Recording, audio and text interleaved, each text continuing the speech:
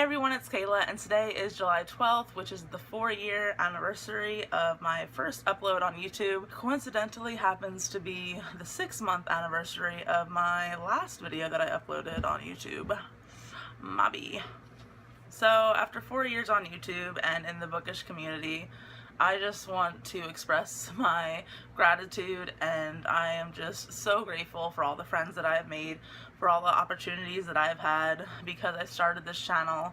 And it's just amazing to me that I started this channel as part of a homework assignment. Essentially, I was taking a information design class, and our assignment was to create a brand across social media platforms in a specialty. And I decided to do books and YA fiction back then mostly, and launched a Twitter, a YouTube. We even had to do like a blog and everything, but I since have forgotten about the blog. I mean, I think I have like 2 entries on there. 3 months prior to us getting our assignment, I had discovered the booktube community for the first time, and that is why I decided, hey, I can do this. Like, I really want to join, and that really gave me the push to do it, because without that class I don't know if I would ever have done this. So thank you to that class. I mean, seriously, it was life-changing, and joining this community was probably the best decision of my entire life, and the friendships that have been formed are just irreplaceable. I thought it'd be kind of cool to do a tag that's not really relating to books, like relating to other things in my life, so we're going to do the anything but books tag. I love watching this tag. I love learning about people outside of their reading habits, and I thought, yes, I'm definitely going to do this tag someday.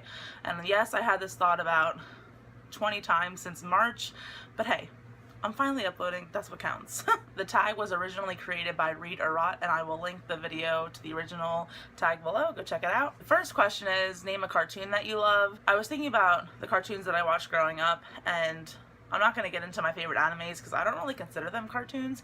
They are sacred animated television shows. That's what they are. I feel like Avatar: The Last Airbender may fit into this category because it was made by Nickelodeon, but I really don't consider that a cartoon. That is a brilliant animated masterpiece, you know what I'm saying? And I feel like for adults, at least in my experience when I talk about shows like that, the term cartoon has a negative connotation, and it pisses me off so much, but that's a topic for another video. If Avatar is included in this category, obviously Avatar is my favorite cartoon. I mean, hello! I gush about it in my top 5 favorite fandoms video, so I will leave that below and in the cards above. So, growing up I watched The Wild Thornberrys, Hey Arnold, Hey Arnold, Helga on the Couch episode. If you guys know what I'm talking about, hilarious. I remember this one episode where she was drunk on meds from the dentist and she left Arnold a voicemail message. And I remember she had a Mission Impossible herself into his apartment building to steal the voicemail back. I remember just dying, and I think I watched this a couple years ago too, and I still laughed so hard. Anything on Nickelodeon, basically. I was more Nickelodeon oriented, like when I was younger. When I was like teenage, I loved Kim Possible. How can you not love Kim Possible? Like, seriously, she is so great. What's your favorite song right now? So I thought a lot about this, and I don't really know. Like, I listen to a lot of audiobooks in the car now. My sister has recently gotten me into Hamilton just a little bit, and I have to say, Satisfied is now one of my favorite Broadway songs of all time, and I love it so much, and I listen to it over and over again in the car because I really want to get good at the rap part, which I'm not going to do for you here. Ain't nobody want to see that. I also like the new Bruno Mars song that's been on the radio. That's what I like. I don't know, it's just really catchy. I am a huge Bruno Mars fan, no shame here.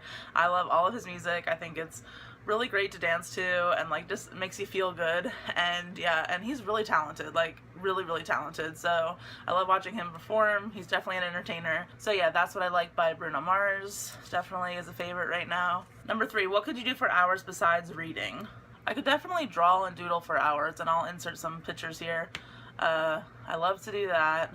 I guess Zentangle would be the correct term. It's just so relaxing, and it's de-stressing, and it helps with my anxiety a lot. I also could watch Netflix for hours, or any streaming TV show for hours. Every June like clockwork, when Orange is the New Black is released, even though it's not like my favorite show, I watch the shit out of it. Like, it is done in like 24 hours, like every June. It's become a tradition at this point. Like, I really don't know why, but like, I'm attached to the characters even though I hate most of them. We're gonna move on to the next question. Number 4, something you love that your followers would be surprised by?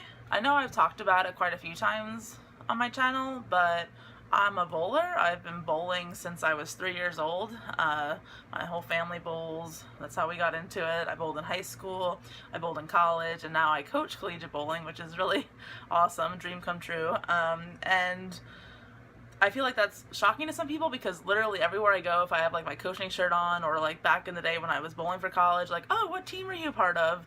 Oh, bowling. They have college bowling? What? Like, it's like unheard of outside of the bowling world. So definitely bowling. Something that I love that you guys might be surprised by. Number 5. Name something kind of specific that you like to learn about. I really love watching graphic design and DIY videos on YouTube. Definitely love that. I'm subscribed to Sea Lemon and Kavett. They're probably my 2 favorites.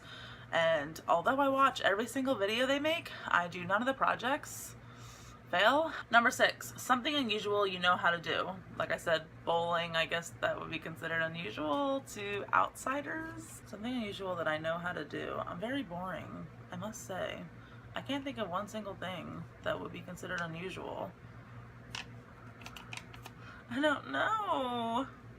Number 7, name something you made in the last year. Show it if you can. Okay, so back on the doodling train, I made this 24 by 36 canvas for my cousin. I painted it a bunch of shades of blue and green, and then over top of it with Sharpie paint pen, I just Zen-tangled the shit out of it, and it turned out so awesome. It was just one of the best things I've ever made, and I finished it back in May, and I loved doing it. It was so relaxing. I was definitely excited to do it because I had never Zen-tangled on canvas before or such a large scale, and it turned out really great. So yeah, definitely gonna do more of those. Number 8, most recent personal project. I'm looking around my room, and my room is always a project that is just a work in progress.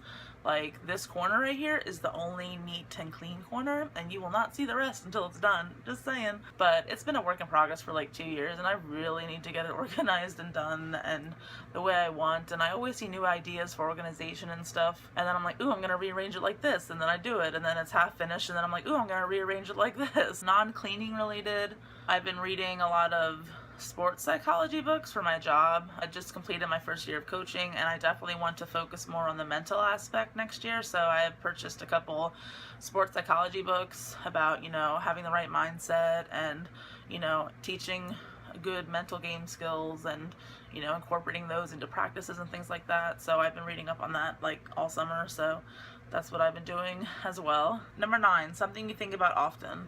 Definitely bills and money, and stressing about money and bills and whether I'm gonna have enough money to do X, Y, and Z next month, etc., etc. Financial issues are definitely an anxiety trigger for me, so I just really constantly think about it, and I try not to, but it's just really hard not to, obviously. Something more positive and different I think about often, Game of Thrones, and it starts in 4 freaking days, people. Yeah, I have been waiting my entire life for the season, it feels like, and now I just heard a rumor that season 8, the last season, won't even be out till 2019, and I'm just like, ain't nobody got that kind of time. Number 10, name a favorite something that's a little more specific.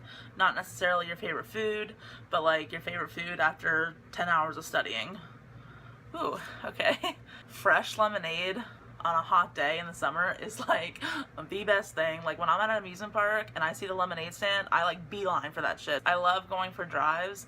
My boyfriend and I will just like go for drives in like the back roads and like the country roads and just like roll the windows down. It's just like so relaxing and freeing. I also say movie lines as part of my everyday speech. For example, if I'm hot and I'm at a picnic, I'll be like, I'm melting like a snow cone in Phoenix from Mrs. Doubtfire.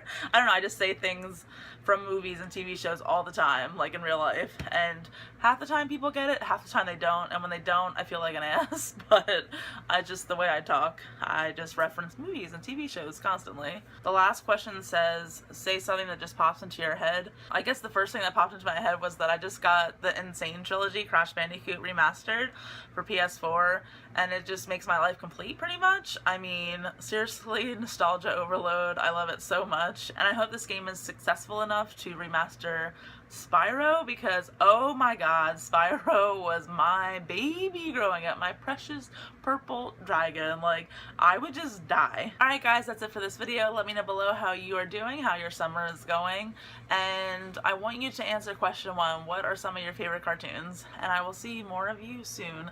Bye!